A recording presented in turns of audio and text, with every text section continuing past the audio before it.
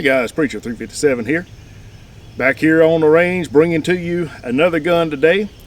And you might have to put up a little bit of gunfire in the background if you hear that. I live in Tennessee and we have a lot of freedom here. And so being out in the country here, there's a lot of my neighbors like to shoot as well. And some guys up the road there have been blasting away for a little while. So you may hear a little bit of gunfire in the background, some cracking and popping, and that's just the sound of freedom, and we don't mind that a bit. So got a gun for you today, the Taurus G3. Now the G3 is a fairly new offering for Taurus, and it is an upsized version of their G3C. You know, usually you think about the large gun coming out first and then the smaller gun coming out later, but actually the G3C was before the G3, and that come from a line, their PT111 series, PT111A, I think it was. G2 was the next one they came out with, and that's the one where they really kind of solved all the issues that they might have had with the original version, and that's where the quality, I think, really started to improve for Taurus, was around that time, which was, it was a good 10 years ago, I'm guessing, or somewhere thereabout. And that gun got a lot of good reviews, and a lot of people really liked that gun. And then the next upgrade, they went from the PT111 G2 to just the G2C, which was essentially the same gun. I don't think they made a lot of changes, maybe a little bit of cosmetic changes. And from the G2C, they came out with the G3C. Now the G2C may even still be manufactured. I'm not sure, because there's a lot of them still in the shops. So they may even be making the G2C as well, but the G3C is the newer model. And the G3C had an upgraded trigger from what I understand. I've never shot the G3C. I have shot the G2C. And the triggers are odd, but they're not too bad on them. They have a strange shape to them, which is a carryover from the PT111 as well.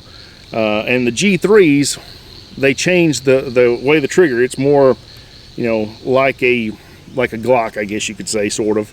The way they designed it with the dingus, as Tim from the Military Arms channel calls it, and I think that's kind of become something that a lot of people call it now, the trigger safety there. But the G3C with them was the larger version they came out with. And this feels like a full-size gun. This feels like a big gun, but in actuality, in the flush fit magazine, it's only 15 rounds, up from 12, which is in the G3C. So the G3 has a 15 round magazine, which is the same as like a Glock 19. But this feels like a bigger gun than the 19, but it really isn't. It just a hair maybe on the grip. But this also comes with an extended magazine, which is 17 rounds, with a base plate that fits in there to take up the gap. So sort of like using a Glock 17 magazine and a Glock 19. It has that as well. And it feels really good in the hand. It feels like a solid gun in the hand. It's ergonomic. So I'm interested to get to shooting this thing a little bit. Now you'll notice that this gun here is not your typical black. Most of your guns are black polymer. You know, that's the thing everybody loves, is the black polymer. But you know, the last several years, they've been coming out with some different colorations. You know, my Glock 19 is a sniper gray frame. But the tan sort of color has become very popular. And this is I believe, a Taurus Special Edition here. This is their special baby poop edition. And it has both the greens and the browns that you would find in a dirty diaper. And so it's a very special edition that they came out with here that I'm sure is going to fly off the shelves. But no, I'm just joking, obviously. This is like the flat dark earth or the desert tan or whatever they call it, and an OD green slide, which I think looks all right. I don't think it looks too bad. It's a little bit different.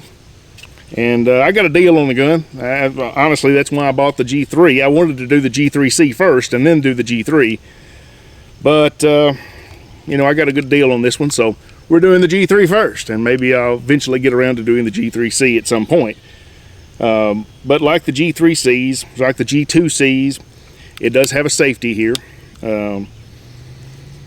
And the other thing, it's got the accessory rail, but the other thing about these guns that makes them a little different than other offerings on the market is that they have double strike capability. Well, what does double strike capability mean? Well, it means that the triggers are a double action, single action design. Much like you would find in a double action, single action hammer fired gun, such as this Beretta 92 that I've got here. This is 92S, which is a surplus model that I picked up several years ago when they first started coming into the country, just to have one because I thought they were neat. The European mag release down there at the heel. But anyway, this is a double action, single action gun. When you cycle the slide, just like a 1911, it cocks the hammer. And you have a short trigger pull, but it's all the way at the back. But it's a short trigger pull and it's light. And when the gun cycles, it resets the hammer. And then you have this short reset. But with a Beretta 92, you can load a round in the chamber. Then you can drop the safety, which is also a decocker. Now, some versions of the 92 have just decockers. They're called the G versions. This would be an F, more of an F version. This is the S actually, not an F. The modern ones would be an F version, but this one doesn't have the firing pin block on it like the later ones, the FS does. But you can drop the safety, which drops the hammer. Then you take the safety off, and now you've got a double action gun, and it will pull the hammer back and fire. And so, you know, a Beretta 92 would also have double strike capability. If you pull the trigger, let's say you put one in the chamber and you pull the trigger and the round doesn't go off, you know, the primer's bad or something, it just doesn't do anything, you can pull the trigger again. And maybe the next time it will, just like a revolver, right? You know, these types of guns are sort of like a double action, single action revolver in that respect. But, you know, the action cycles, which cocks the hammer. So the Taurus G3 series, G3Cs, the G3 here, they've also got a G3X and a G3XL, I think, or something now. They've got several different configurations. But it's basically the same type of thing. When you cycle the slide, it pre-cocks the striker. Now, this is a striker-fired gun versus a hammer-fired gun. Well, what's the difference? Not much, really. I mean, we make a big deal out of hammer-fired versus striker-fired, but in a hammer-fired gun, you pull the hammer back, and then the tension from the springs, when you release that hammer, drives into the firing pin and drives the firing pin into the primer.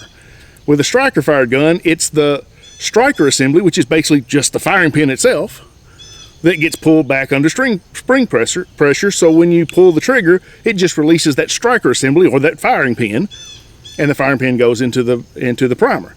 And so you cut out one step, I guess, in a striker fire, but it's still the same sort of concept that you get here. When you cycle the slide, what it does is it pre-cocks the striker. So now you've got that short trigger pull, but just like with the Beretta, it's very far back. And then when it goes off, you cycle the slide, that short reset. However, if you were to pull the trigger, nothing happens, this one will allow you to pull the trigger again, because it will set the striker, pull the striker back and release it without the slide having to pre-cock the striker. So it's a double action, single action. The difference being between this and between this, besides being hammer fired and striker fired, is this has a decocker. So if the hammer is cocked on this one, you can drop the decocker. Or if it didn't have a decocker, you could use your thumb to decock it, so that you could have that double action trigger pull, so you could carry it with a round in the chamber, ready to shoot double action, you know, which gives you that longer trigger pull, which gives you a little added measure of safety, I guess you could say, in carrying it. Now, you know, you can argue whether striker fires are less safe to carry than a double action, single action, or something along those lines. But I mean, I think it goes without saying that they call it Glock leg for a reason. That, you know, accidental or negligent, I guess is the better word, discharges started happening more frequently with striker fired guns, but they can still be carried safely, and I do all the time. So I'm not putting striker fire down at all. But the point is, you can decock this one. You cannot decock this one. Once the striker is set, the only way to decock it is pull the trigger. So you have to unload it and pull the trigger or fire around. That's the only way to decock these guns. Now this is not the first double action, single action striker fire gun. This is not the first time this type of trigger has been used. Now the P99 from Walther was like this, but it had a decocker. Also, you know, the Canik TP9 series was originally designed after the Walthers as well and had a decocker. Now the new ones don't. They're just a standard striker fire, and they've got rid of all of that system. So, you know, Taurus isn't the first to develop this, but it's very interesting. But one thing I would say to Taurus is put a decocker on them. Why not? I think that would be a welcome addition to these, just to give you that other option. If you didn't want to use it, you wouldn't have to use it. You could, you know, carry it with the striker already set, or you could decock it, and then you would have a way to have that double action pull on the first pull. But you could do it either way. But I'd like to see Taurus not necessarily put it on every gun, but offer it as an option. So that's just kind of my thoughts on that. But you know, it's something different, and you've got to give Taurus credit for trying to be innovative and doing things a little bit different than everyone else. They're not just following along and trying to put out a cheaper version of somebody else's product. They're actually trying to do their own thing, and you have to appreciate a company that's doing that. So it's got a safety on it, but not a decocker. But you know, the G series from Taurus have safeties on them. I'm not even aware that you can get them without the safeties. Every one I've ever seen has got the safety on it, so doesn't bother me. It's positive. It's not in the way. You know, some of the guns that have safeties on them, like that M&P 10 that I had a safety on it, and it was kind of in the way. And you know, if I put my thumb over the top of it, it felt like I was holding too high, and if I put my thumb underneath it, I felt like I was always going to engage it, so it felt like it was in the way. This one doesn't feel like it's in the way. So, you know, I don't mind it one way or another being on there. But I've talked a lot, so we need to do a little bit of shooting with it just to see how we like it. And before we do that, I want to remind you, check the link in the description. I've got a link there for the GOA, the Gun Owners of America. A discounted link there for a membership, because they need all the help that they can get. We need money. As much as we hate to talk about how important money is, and the fact is the world revolves around it, and politics especially revolves around it, and the only way we can get things done and put people into positions of power who will defend our rights is by having the money to do that. Campaigns cost a lot of money, and it's just the sad truth of life. So if you can join up and donate, then please click that link I've got in the description and do that. Also, I've got a link there for the Tennessee Firearms Association. If you live in Tennessee like I do, this great state where we've got you know, this great amount of freedom that we already have, but we don't have all the freedom we're supposed to have. There are a lot of laws on the books in Tennessee that are unconstitutional, that should not be there. And so the Tennessee Firearms Association is working to rectify that situation. And if you live in the state of Tennessee, I would urge you to join up, because we could use all the help at the Tennessee Fire Association as well. So let's do a little bit of shooting now. I'm shooting some Federal 115 grain, just your basic range ammo here. And I've shot it a little bit before the video, and it shot fairly well. I put a couple of different kinds of ammo through it, and one it didn't seem to like very well as much. The Blazer I shot through it was not as accurate, but I had that same trouble, I think, with the SIG P365 XL with that ammo. It didn't really like that ammo either, so thinking this Federal is going to do a little bit better. I also shot some old Perfecta through it, and it shot it really well. So let's do a little bit of shooting here, see if we can hit something. Maybe we can hit a little bit, have a little bit of fun. One thing I did notice is with that trigger breaking so far back, that's kind of strange. And I noticed that with the G2C as well. My cousin has a G2C that I shot a few weeks ago.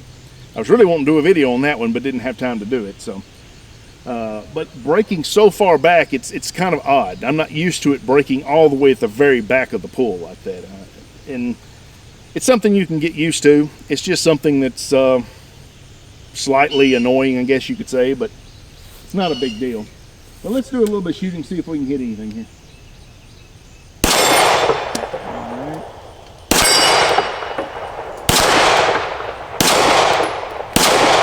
Oh, where am I going? I'll try a little bit. Yeah, it's shooting. Yeah, I touched it. Let's see on this cap.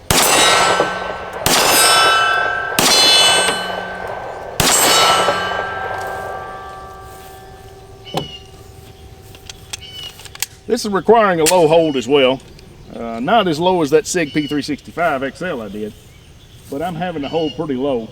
And when you get to those small plates, that means holding below the plate, and I don't like that. I wish it was a little bit more dead on, but a lot of guns are not. A lot of them are kind of set as a 6 o'clock, at least that's the way my eyes see them. Let's try this one. This is the 15 round magazine. That last one was the 17.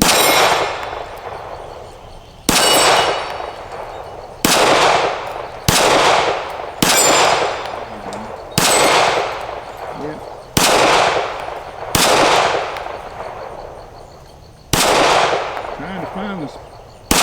There it is. There we go. Fell too high. Takes a low hold. And I'm stubborn. I don't like to stay down there. I get down there and start hitting with it, and I just keep creeping back up because I want to take more of a dead on.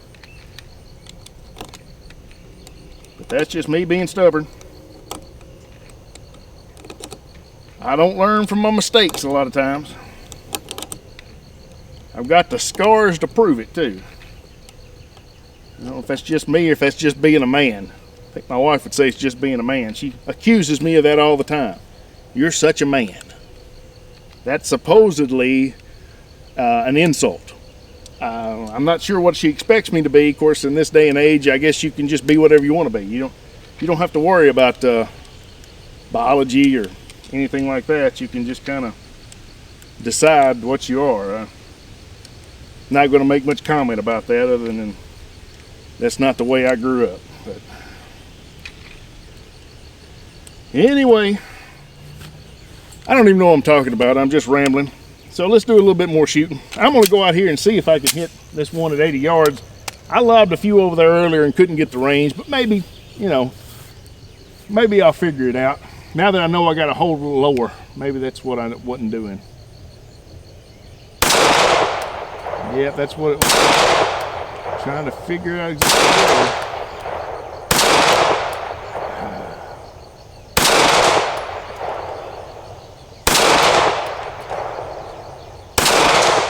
I think I just accidentally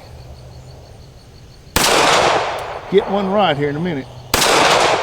Apparently not. There we go. I danced all around.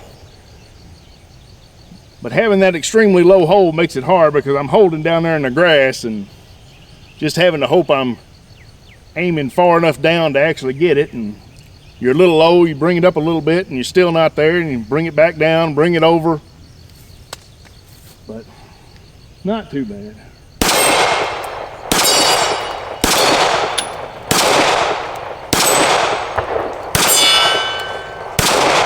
And I missed the one at 35. Put another one in here. See if I can hit this one at 35. There we go.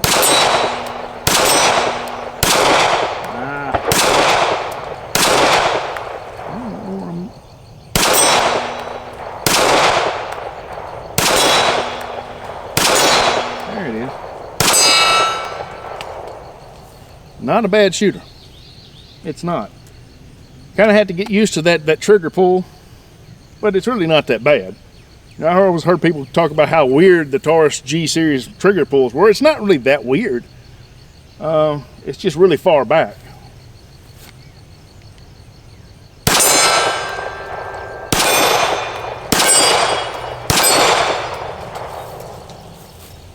Yeah, that is a nice shooting little gun. Not a bad looking gun either, from my personal opinion, but you know, maybe this isn't for everyone. And I'm not going to say I've been resistant to the colors that they've come out with. As far as they go, OD green, I don't mind too much, and the flat dark earth is not too bad either. Now the purples and the pinks and all that, obviously I'm hoping that's for the women, but I'm not interested in any of those. But generally with these, I'd just rather have just a plain old black. But when you get a deal, you get a deal. And I've been wanting to try some of these guns out from Taurus, because I really haven't bought a lot of Taurus guns over the years, as I said in that GX4, and I was so impressed with that gun in that video that I really wanted to get some more in my hand and see what I thought of them, because you know, they have a bad reputation, you know, a lot of times, and people put them down and you don't hear good things. But then you know, there's also people who swear by them, and so the only way to know for sure is to try them out yourself, and that's what I'm doing. And I'm bringing you along with me. And so far, been fairly impressed. You know, I like this gun. Now, I'm not going to say it's going to replace any of the ones in my collection. I'm not saying I'm necessarily going to keep it forever.